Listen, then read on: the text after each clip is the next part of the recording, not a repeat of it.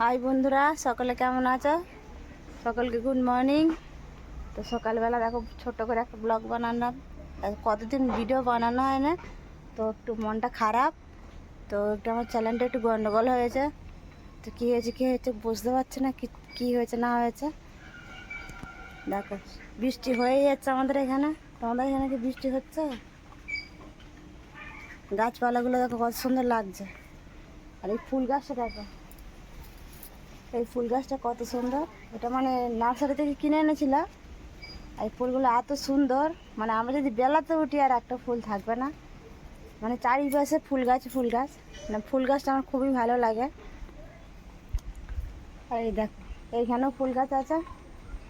আর এটা কলতলা, মানে এত বৃষ্টি হচ্ছে। আর এইখানে দেখো মানে গর্ত হয়ে যাচ্ছে সব, এত বড় বড় সব গর্ত হয়ে যাচ্ছে বৃষ্টির জন্য। আর উঠোনে তো ইট বেছিয়ে দিয়েছি, ইট পেতে দিয়েছি, মানে স্লিপ করছে পা স্লিপ করছে, নাহলে পা রাখলে একবারে পা স্লিপ করে একবার পড়ে যাবো। আর বাচ্চা আসছে বাড়িতে। আর পুকুরের জলটা দেখো, একবার এক পুকুর জল হয়ে গেছে বৃষ্টির জন্য। কত সুন্দর লাগছে। সুন্দর লাগলে কি হবে, আর আমাদের পুকুরের মানে পাশেই বাড়ি, মানে ভয়ও লাগছে। বেশি জল হলে পারে বাড়ি শুধু না একবারে পুকুরে লেবে যাবে। দেখছো পুকুরের অবস্থা। আর এখানে হচ্ছে তিরপল বেছানো আছে।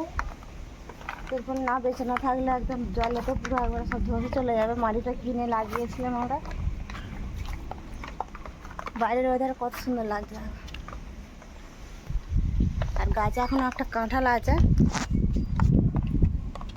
একটা কাঁঠাল আছে দেখতে পাচ্ছি, দেখতে জানি না।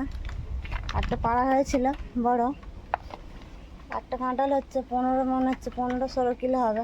এত বড় কাঁঠাল হয়েছিল নতুন গাছে। আকাশের ওয়েদারটা দেখা, মানে মেঘলা, সবসময় মেঘলা হয়েই আছে। মেঘলা ভাব একবারও কাটছে না।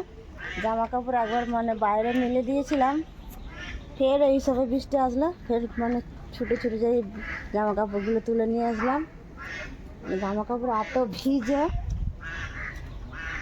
আর এত গ্যাস চাপছে মানে ঘরে ঘরে, শুকনো হচ্ছে না তো কী হবে, হাওয়াতে কি জামা কাপড় শুকোয়? তো সবাই মিলে ভিডিওটা দেখবে, একটু সাপোর্ট করবে। এই যে বাঁধে হচ্ছে আমাদের মানে জলের পাইপ এসে গেছে প্রত্যেক বাড়ি বাড়ি। তো জল আসবে কি জানি না, জলের পাইপ পড়ে গেছে, মানে পোতাও হয়ে গেছে।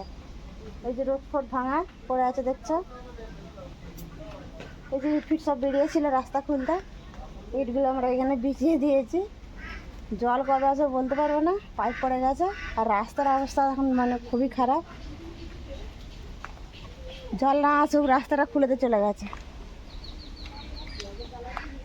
জলের কোনো পাত্তা নেই আর নেই।